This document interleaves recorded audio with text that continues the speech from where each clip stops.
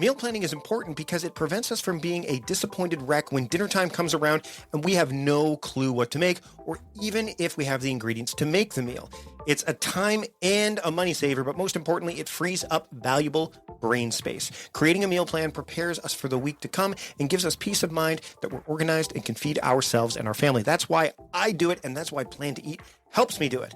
Your subscription includes access to the Plan to Eat website and fully featured mobile apps on iOS and Android. And Plan to Eat gives you the tools to clip and organize recipes from any website, the ones your family loves and that fit your dietary preferences and needs. And you can create a meal plan around your schedule. Then what happens is the Plan to Eat software automatically creates an organized shopping list based on your plan. So sign up for your free trial at plantoeat.com/timecrafting. That's plantoeat.com/timecrafting. The coupon will be automatically applied to your account and can be used when you're ready to subscribe. It's valid for new customers only. Give Plan to Eat a try today. I'm Mike Vardy, and this is the Productivityist Podcast.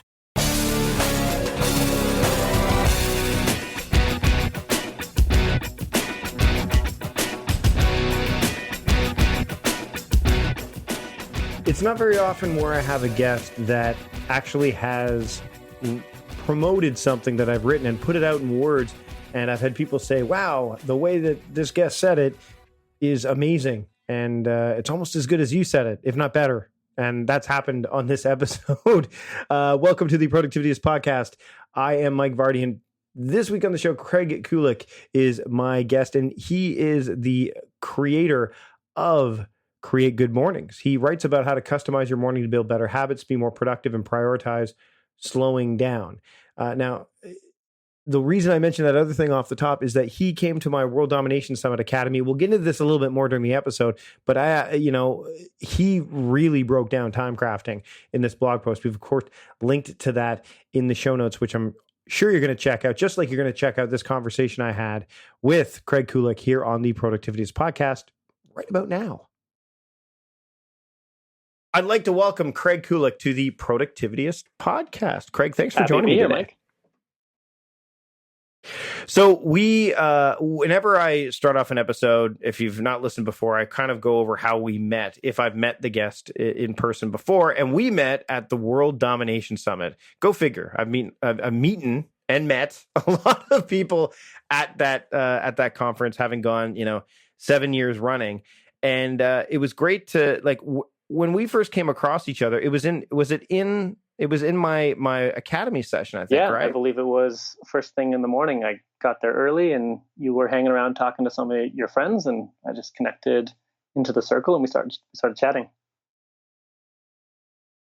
And I'm not going to push this too hard because we actually talked about this before the breakout. You did a really excellent job of kind of distilling what you can learn from me about productivity. So if you've not read any of my stuff before, or you want to know more about time crafting, and you want to get it in a estimated reading time of 10 minutes, I'll put a link in the show notes as to how you could do that. Because Craig has basically shared what you can learn about me, learn from me rather, about productivity. But I want to talk about how you can create good mornings. And for me, I think the biggest thing, and we're going to dive into rituals and all that stuff. But for me, when I see good mornings, my back goes up a little bit initially. Now, you and I've had a chance to chat before, but my back goes up because whenever I see that, I'm thinking, oh no, this person is going to be telling me I have to get up at 5 a.m. and I have to write in the morning, even though I'm not good. So I tend to dismiss it out of hand, or I used to tend to dismiss it out of hand. But can you tell my audience here what Create Good Mornings is about? Because it's not about that, right? Absolutely. I think that is one of the most common myths about mornings is people seem to think that, people seem to think that this means waking up early and going through some step-by-step process that is going to make you happy and more cheery. And that's not at all what this is about. It's about starting your day in a way that makes the most sense for you, in a way that you are being aware and intentional about what you're doing and why you're doing it. And that can help you to get to a place in the future that you want to get to. It might give you enjoyment in the day that you're having during that day. So a lot of what I talk about is that creating good mornings is about customizing your morning to what makes sense for you in terms of your lifestyle, how much time you have, what your goals are, what your life stage is, like if you have kids or if you don't have kids, if you work from home, if you don't work from home. There's so many different factors that play into this, but it's really about what does the first few hours of your day look like? What can you do differently? How can you shift or adapt that over time?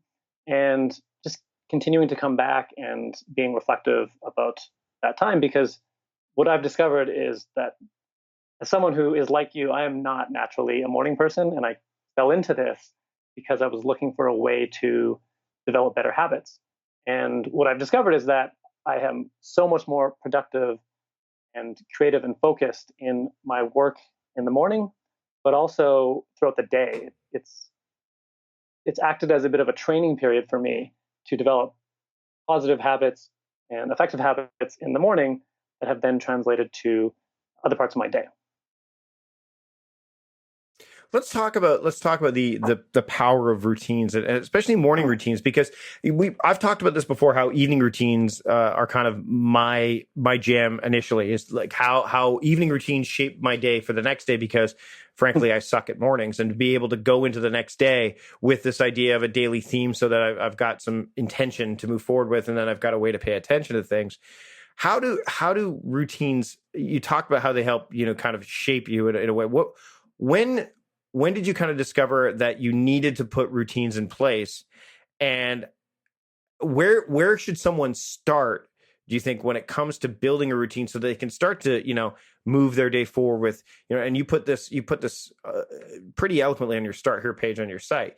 You basically say, um, the Create Good Mornings definition is that you aim for intentional, effective, satisfying, and calm. So let's dive into that a little bit. Yeah, absolutely. Well, let's talk a little bit about the power of rituals and routines.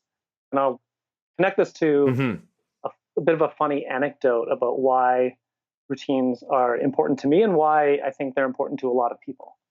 So, a few months ago, my partner decided to bake some cookies. He was going to take them to work and give them to his colleagues. And we don't normally have cookies in the house because that just doesn't work well for me. I love cookies and will eat them at every chance that I can get. But he bakes these delicious cookies, and the first bite that I took out of it was incredible. These were chocolate chip Reese's Pieces cookies, of course, homemade, that soft, chewy moistness. And I just devoured the cookie and ate a second cookie and a third cookie. I think I stopped at 6 or maybe 7. And that was because I knew that Joel was taking these cookies to work the next day. So the next morning, he takes all the cookies except for 2 and leaves them for me on a tray. I ate those cookies by 9 a.m. And I looked over on the stove and I saw that there was a baking tray there. And on top of the baking tray were these burnt cookies that didn't make it. I looked at them and thought, those don't look like they're that bad. So I picked up a burnt cookie and I took a bite into it. And it was disgusting. It was terrible. It was burnt. I thought, what was I thinking? Why did I do that? But then I had this other idea. What if I use my front teeth and like gnaw off the tops of the cookies? Then I can enjoy the cookie tops. And so I did, and they were delicious. And I texted Joel and said, I can't stop myself.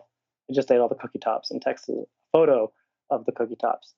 So this is an example of not being very intentional about what I was doing, which I will sometimes let myself do. But I think this is something that we can all connect to, because we can all be impulsive with maybe waking up and checking our phone or checking email or going on social media. And that becomes our mode, that becomes our habits. So for me, building up some constraints or barriers around what I allow myself to do in the mornings and other parts of the day through rituals and routines has been really effective. Except I don't live by the motto that you need to do this all the time. I think once in a while you want to let yourself go and eat a bunch of cookies in the morning. So let's talk a little bit about this idea of like the routines. For me, they bookend the day. Do you have an evening routine, Yes, by the way? absolutely. You And must. I love how you talk about this, that What? the morning and the evening routines are bookends. I completely agree. For me, my evening routine is really short. It's like 5 or 10 minutes, because when I was starting to build habits in 2012, The first ones that I wanted to build were physiotherapy for an ultimate frisbee injury that I had, and I was playing a lot of ultimate frisbee. It was really important to me at the time. I wanted to do a bit more stretching related to that, and flossing because my dentist told me that I should floss more. And I tried doing that in the evenings, but the problem was that I would either be too tired or lazy. I would procrastinate it for some reason, or I was working from home. I started working from home at that time, and I would work into the evenings and it just wouldn't get done. So mornings was the next step of, well, maybe if I try this in the mornings, I'll get it done. And that's what led me to do that. So what I talk about in the blog sometimes is that for some people, it might be the reverse. Like their morning routine might only be 5 or 10 minutes, and their evening routine might be a few hours because that's when works best for them. So I think they're both important, but it will depend on each person as to how much weight you give either one. I want to talk a little bit about the idea of morning habits and sunk costs. I've been spending time, in fact, I did a talk at Think Better, Live Better 2018, where I talked about this idea of, decision theory. And, a lot of the stuff that comes with behavioral, like a financial theory and stuff like Kahneman and all those people talk about this. You talk about like the lesson of sunk costs applied to morning habits. So I want you to, we're going to link to this post in the show notes for sure. But you were actually at an all-day Q&A with Seth Godin where he talks about sunk costs. What are some of the things that you can apply this lesson of sunk costs to when it comes to morning habits? Sure. I absolutely love this lesson that Seth gave in this Q&A. It's one of the things that stuck with me the most. And it's the idea that when you make a decision, let's say you buy a ticket for a concert in the future, you're giving a gift to your future self. So today I buy a ticket for a concert. 5 months from now, I'm saying I want that gift in the future. 5 months from now, if another opportunity comes up, let's say you Mike say to me, hey, I got an extra ticket to go to this awesome event in New York City. Do you want to come with me? I said, absolutely, I want to go. All of a sudden, the gift of the concert ticket to myself is not nearly as good, pales in comparison to the gift that you're offering me. So I'm going to choose to go to New York on this fun trip. And what it represents is that constant reevaluation of what you're investing in and do you want that now? So with morning habits, a lot of people will develop morning rituals or routines, and it just becomes so routine. It becomes so habit that it's a default, and it no longer or it may no longer be serving the purpose of which it was intended to. So you can get stuck in these habits that might not be the best habit for you at that time based on the new goals that you have or the new priorities in your life. So an example for me would be, and I've learned to kind of get around this is, I watch, the Cincinnati Bengals play football, for example. And when I watch them live on my planning day, which is Sunday, I have to be not only okay with, but just understand that what the costs are by spending, that 10 a.m. to 1 p.m. slot, because we're on the West Coast, watching that at that time live versus what if I waited? What if I didn't go onto social media or onto the sports websites or whatever? What if I just blocked myself out, continued with planning, and then watched it at what might be a more appropriate time? And what's interesting from my vantage point on that front is that there is choice there. Like, and if you do that, if I was to watch every single thing live, let's say, or if I was going to binge watch a show on Netflix, for example, the understanding is that this is where our brains kind of mess with us, is that it's not like those shows are going anywhere. I talked to my son about this the other day where he started freaking out because he couldn't watch a Minecraft video and it was close to his bedtime. And he said, but why? Why can't, I'm like, is the video going to be gone? And he, in his head, he all of a sudden stopped and he goes, well, yeah. I'm like, no, is it? I said, it might not be in your head right now that like you want to watch it now. So in your brain, it's going, no, I must watch it now, but it's on YouTube. It's not going anywhere. You could watch it at a more appropriate time. And right now is not the appropriate time. Whereas, as we're recording this, the new Jessica Jones season 2 is coming out tomorrow, basically, as we're recording this.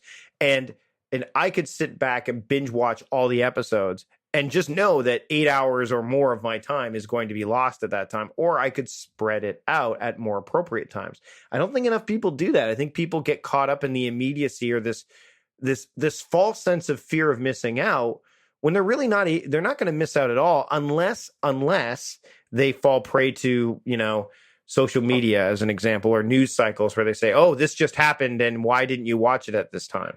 I think that that's a big problem when it comes to these kind of things. Yeah, absolutely. I think a big part of that is the culture and the age that we live in too, right? These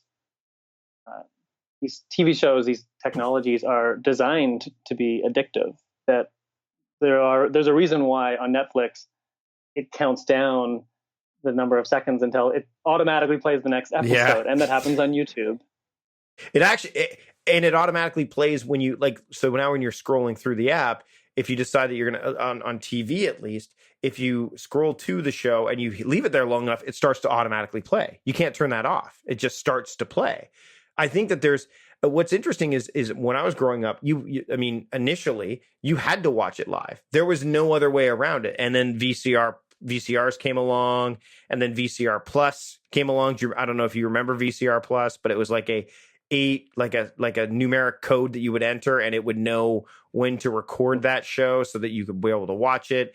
And then, eventually, we managed to get this on demand culture but now we don't leverage that. And it's the same thing. It's funny. It's the same thing with time in general. I mean, most people, when you talk to most people, do they either have a morning routine or an evening routine? And if so, do they understand that they really have one, or does it just kind of show up in the conversation and you say to them, you do have a morning routine. You do realize that? Yeah, it completely depends. Everyone has a morning routine for the most part. Most people wake up and do similar things, or at least some of the same things. So everyone pretty much has one. We all have habits. But in terms of who that would say I have a morning routine versus who would say I don't have a morning routine, it definitely varies. At a place like World Domination Summit, an event like that, definitely find that there are quite a few people that have morning routines, and I love hearing about them because they can be very, very different, have very different components. And you also get the people that will say, I hate mornings. Mornings are the worst. I'm slow in the morning. I don't even want to talk to you really right now because you are talking about something that is foreign to me. You're stressing me out. Which I can relate to. But why here? Yeah. Well, here's the interesting thing, and this, you also mentioned this on your start here page. Like, mornings allow us to create space for ourselves and hit the reset button at the start of each day. Good mornings lead to meaningful days. Meaningful days lead to a fulfilling life. Let's make every morning count. And when I hear people that say that their morning routine is they get up, have a cup of coffee, get the kids together, they're basically going from 0 to 60, in a span of, from as soon as their feet hit the floor. I think that there's no room for breathing. And that's what, I don't hate mornings. I'm not a morning person, but I've learned that I have to craft my mornings in such a way that give me, like you said, that space, allow me to create that space so that I can lean into the day better. Whereas I think a lot of people, I'm being very general with some people, let's not say a lot of people, they are so, quote, busy or so occupied that they don't take a gentle enough approach to start their day. Whether and in all on, what if someone is struggling with that? So let's say their morning routine is literally what I just said. Hey, Craig.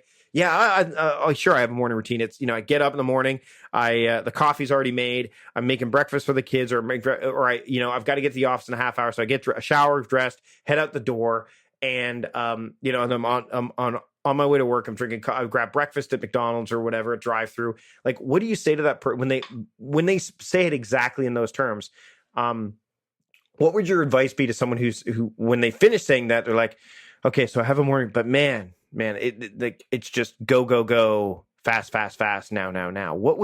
How would someone start to be gentler about that? I have some thoughts on this too, but I'd love to hear your thoughts. Yeah, what I would immediately start doing is asking a series of questions to get a better understanding of what are their challenges that they're having. What time do they go to bed?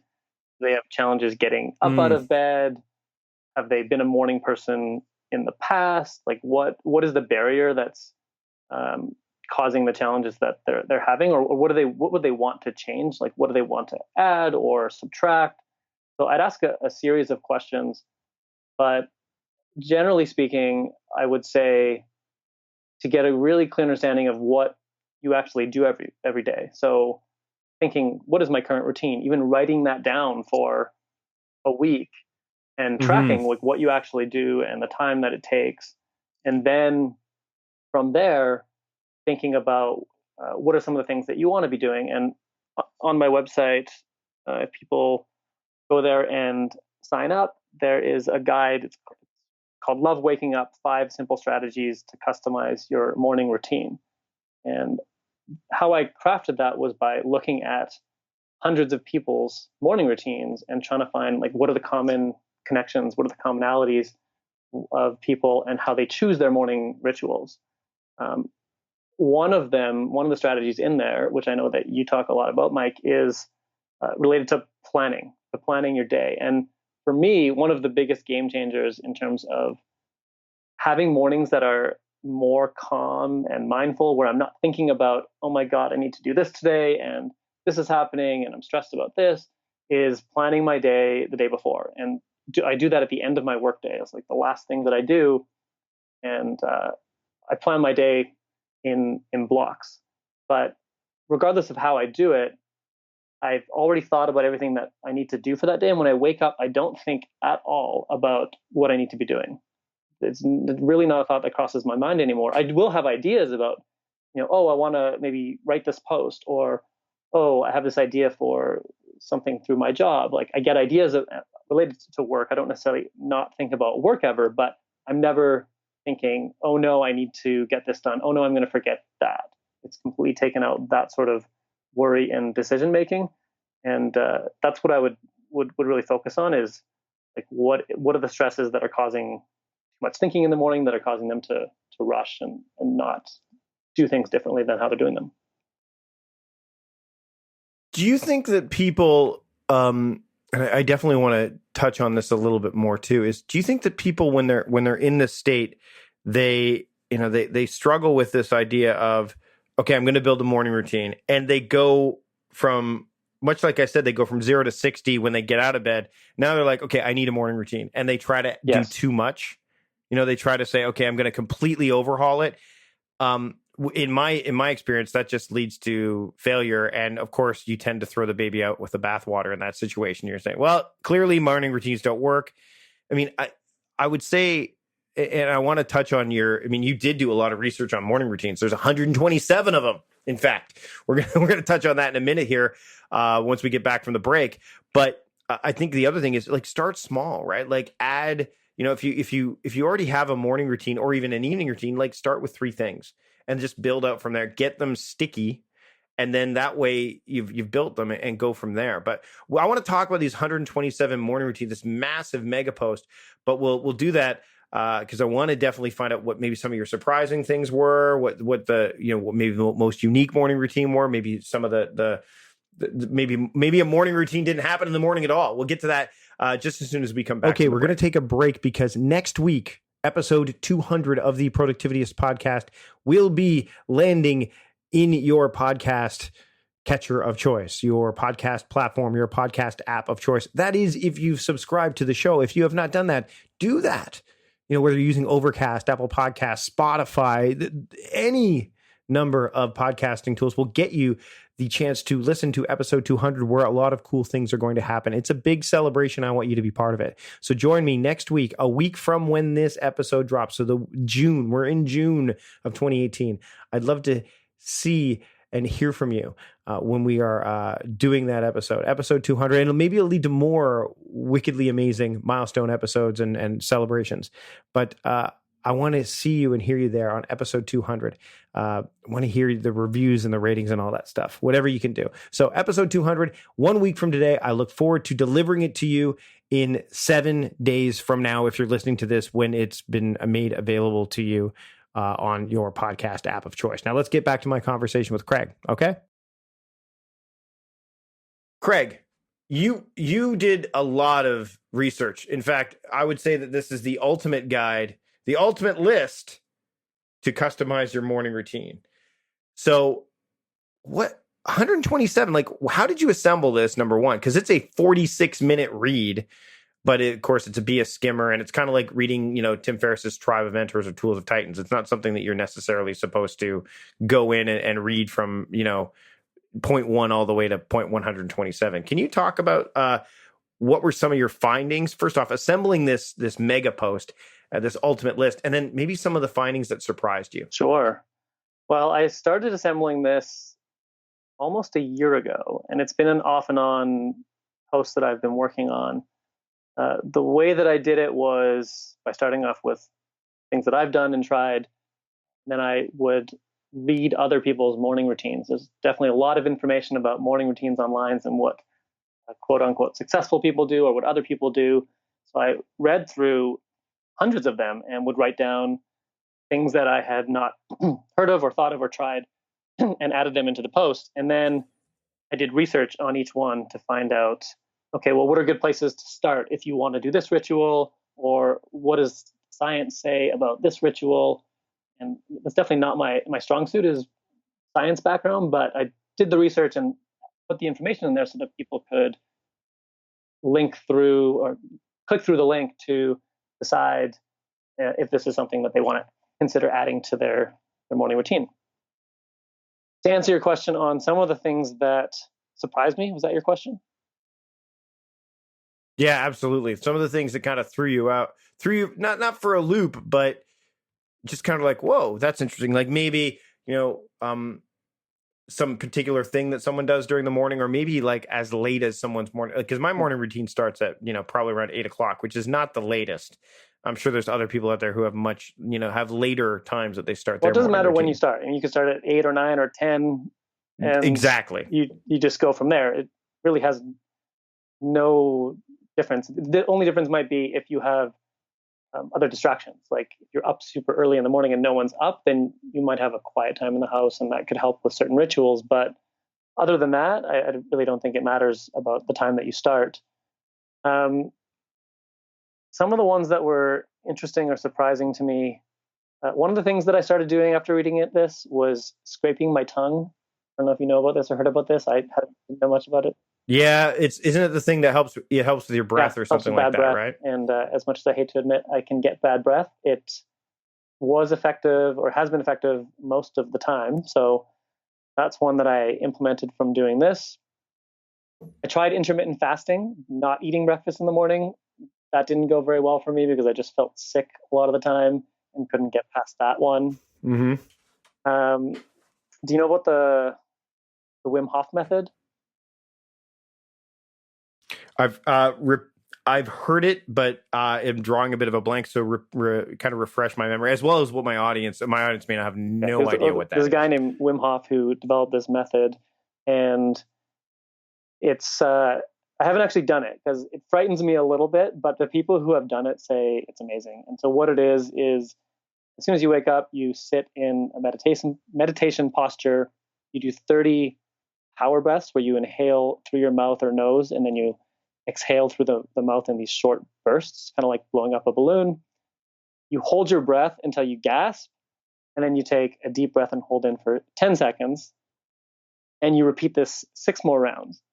So the problem, and the reason I haven't done this yet, is because you can sometimes make yourself pass out if you work too hard and do this. And then after all this, you take a cold shower. And it sounds like a recipe for wow. torture, but there's a lot of research that Wim Hof has done, and people anecdotally will say that they have so much more energy and focus. It's used for sports performance, better sleep, and reduced stress. So I know Tim Ferriss has interviewed Wim Hof and has talked about the method in more detail there. So that's one that I haven't yet tried, but kind of surprised me when I was learning. So there's lots. I encourage you to go check out this post because it's great, and there is a lot there, and I know you're going to be spreading out this a little bit more. Probably by the time you're listening to these routines and these rituals are going to be all over the place. But the other place that we ran into as we get close to wrapping up here is the Tribe Conference. And it was another great conference held by my friend Jeff Goins. And I don't really write about like these kind of things anymore when they're a little less timely. Because the blog, I wanted to keep as evergreen as possible. I'll normally talk about these things on my, my pod, either on this show, although I try to keep this evergreen, or the daily podcast, the 3 minutes of time crafting with Mike Vardy, which you can subscribe to, and I'll put a link to that in the show notes as well. How did Tribe Conference change your life? Because you wrote about it. How it can? Did it change your life? And if so, how can it? Yeah, I mean, definitely, it shifted my perspective on some things that I think will ultimately shape or shift the course of the direction that I'm heading.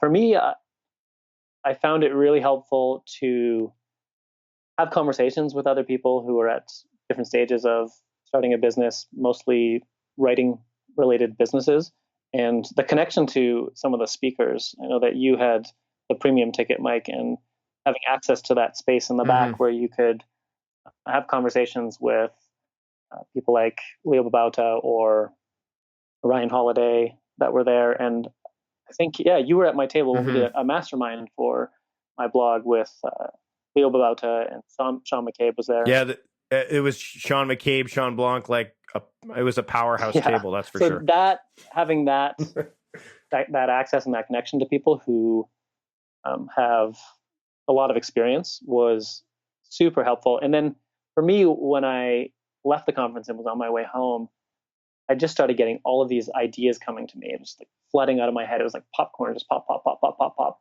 and wrote them all down. I think the next night I slept like 1 hour because ideas were just flooding into my head.